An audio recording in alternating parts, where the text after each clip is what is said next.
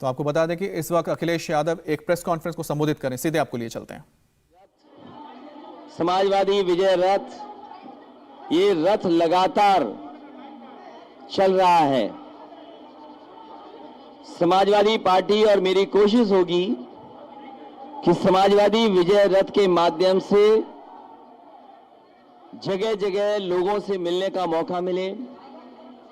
किसान, मजदूर, नौजवान, व्यापारी, आज जो इस सरकार से लोग परेशान हैं, जिस सरकार ने परेशानियां दी हैं, भारतीय जनता पार्टी ने जनता को लगातार परेशानियां दी हैं।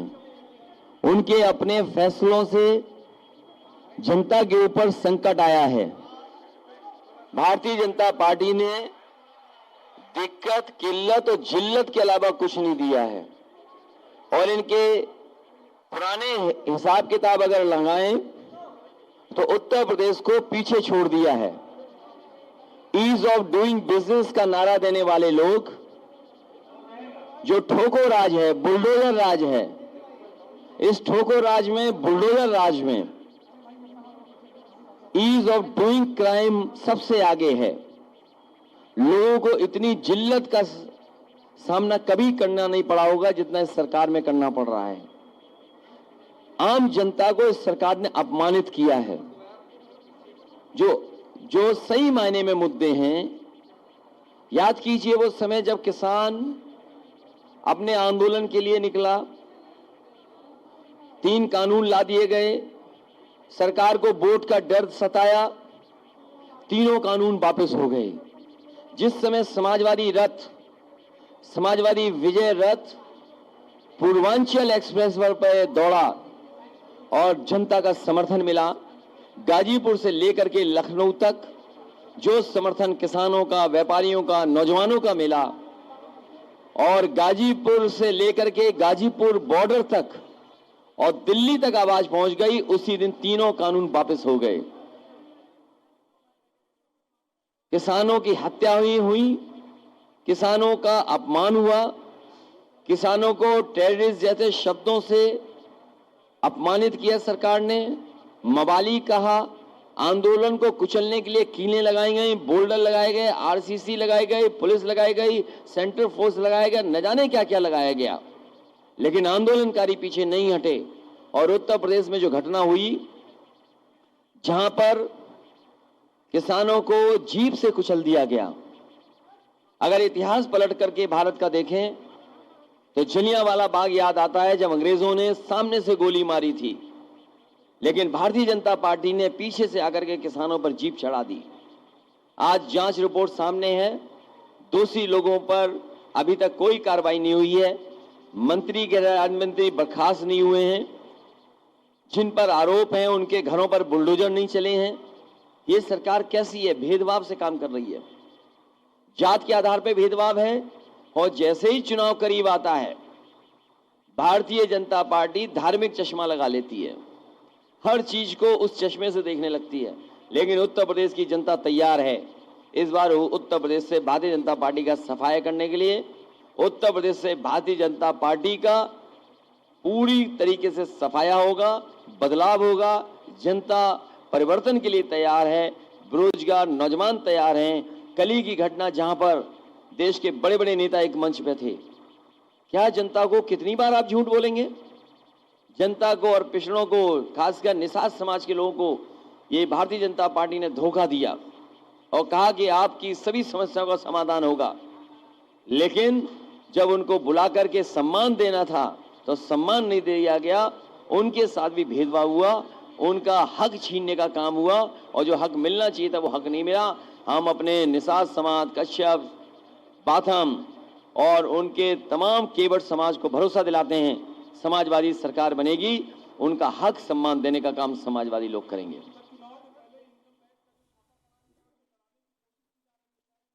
मैंने आपसे पहले भी कहा और अगर हर बार मैंने ये कहा कि उत्तर प्रदेश में जैसे जैसे भारतीय जनता पार्टी की हार और भारतीय जनता पार्टी को हार सताएगी, दिल्ली से बड़े बड़े नेता आएंगे, कोई नेता भारतीय जनता पार्टी का बड़ा बचेगा नहीं जो उत्तर प्रदेश में ना आए। और अभी तक इन्हीं का इंतजार था कि इनकम टैक्स कब आएगा डिपार्टमेंट। अभी तो इनकम टैक्स आया है, ईडी आएगा, सीबीआई आएगी, न जाने कौन कौन सी संस्थाएं आएंगी, अफवाहें फैलाई जाएंगी, साजिश की जाएंगे, षड्यंत्र की जाएंगे, लेकिन उसके बावजूद भी साइकिल की रफ्तार कम नहीं होगी, रथ की रफ्तार कम नहीं होगी और उत्तर प्रदेश से भारतीय जनता पार्टी का सफाया होना निश्चित है। वो जान गए हैं कि उत्तर प्रदेश से भारतीय जनता पार्टी खत्म और इसीलिए उन्होंने इनकम टैक्स को भेजा है। और राजीव राय हमारी पार्टी के प्रवक्ता हैं, वो दिन रात समाजवादी पार्टी को मजबूत बनाने के लिए जहां जैसे काम कर सकते हैं कर रहे हैं। आज उनको भी छापा मार दिया। आखिरकार चुनाव से पहले ही क्यों, चुनाव से 1 महीना पहले क्यों नहीं? अगर कोई जानकारी थी उनके पास, जब कभी उन्होंने अपना सबमिट किया होगा बैलेंस शीट या इनकम टैक्स दिया होगा, तब भी छापा मार सकते थे, तब भी नोटिस दे सकते थे, तब भी पूछताछ कर सकते थे। लेकिन जैसे ही चुनाव करीब आया है, ये डिपार्टमेंट भी अब चुनाव लड़ने उत्तर प्रदेश में आ गया है। और आप लोग भी सच दिखाते हो तो आप जानते हो सच दिखाने पर क्या होता है। जब आप लोग सच दिखाते हो, हम कई पत्रकार साथियों को जानते हैं, एक पत्रकार साथी ने केवल दाल में पानी दिखा दिया, उसे जेल जाना पड़ा। एक पत्रकार साथी ने सही खबर चला दी, उसमें मुकदमे लग गए। तो कोई भी इस सरकार में सुरक्षित नहीं है। जो सरकार से टकराएगा सरकार उसके खिलाफ कार्रवाई करेगी। क्या हम लोगों ने आदरणीय आजम खान साहब को नहीं देखा? उन पे कितने मुकदमे लगे? या किसान आंदोलन में बताइए कोई घर से निकल पाया? किसानों पे मुकदमे नहीं लगे? क्या नहीं लगे मुकदमे किसानों पर? हम लोग अगर किसानों के आंदोलन में शामिल होने जाते थे, पुलिस, सेंट्रल फोर्स सब लगा देते थे। तो ये कोई नया तरीका नहीं है, ये पुराना भारतीय जनता पार्टी कांग्रेस के ही रास्ते पे चल रही है। कांग्रेस का पुराना इतिहास उठा करके आप देखेंगे तो जब कभी भी डराना होता था तो इन्हीं संस्थाओं से उन्हें डराया जाता था।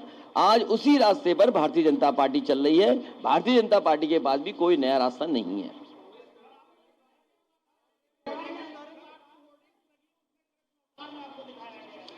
ये तो अच्छी बात है, ये तो अच्छी बात है। मैं उस कार्यकर्ता को बधाई देता हूं। कम से कम इनको जगाइए कि आज जरूरत है ऐसी चीजों की। भारतीय जनता पार्टी को जगाइए। ये जगाने के लिए पोस्टर उस कार्यकर्ता ने लगाए होंगे, लेकिन मैं उससे कहूंगा कि हम अवतार नहीं हैं, हम अवतार नहीं हैं। वो कृष्ण के अवतार, कृष्ण हैं खुद अवतार भगवान विष्णु के, लेकिन हम लोग अवतार नहीं है। वो हमारा कार्यकर्ता उतना ही समझदार है जितना भारतीय जनता पार्टी का एक नेता समझदार है, जिसने ये कहा था आजमगढ़ में कि रावण की जब मृत्यु हो गई तो उनसे विचार लेने कौन गया था? बताइए क्या कहा था बीजेपी के एक नेता ने?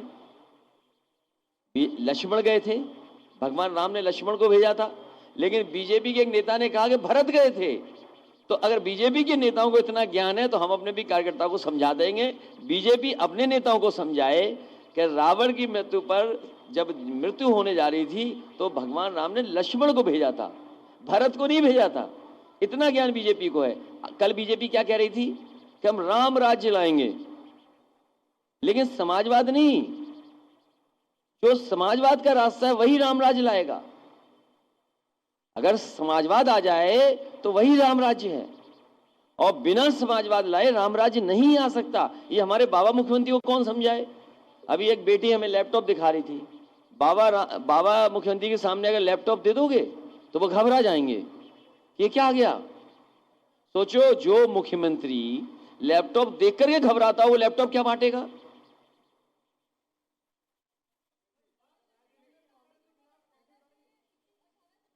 ये बहुत अच्छी बात है, लेकिन साथ साथ बेटियां अगर खड़ी हों, समाजवादी पार्टी ने हमेशा सम्मान किया है और बेटियों का सम्मान जैसे कर सकते हैं वैसे किया है। आज बेटियों के लिए उनकी पढ़ाई का अच्छा इंतजाम, उनकी सुरक्षा का इंतजाम, उनके स्वास्थ्य को लेकर काम होना चाहिए। और 21 साल की उम्र हो गई है तो कम से कम बेटी अपने पैरों पर खड़ी हो जाए, वो नौकरी और रोजगार भी सरकार को देना चाहिए। इंडिया टीवी हर वक्त हर जगह डाउनलोड करने के लिए सर्च करें India TV news Google play store या ऐप स्टोर पर।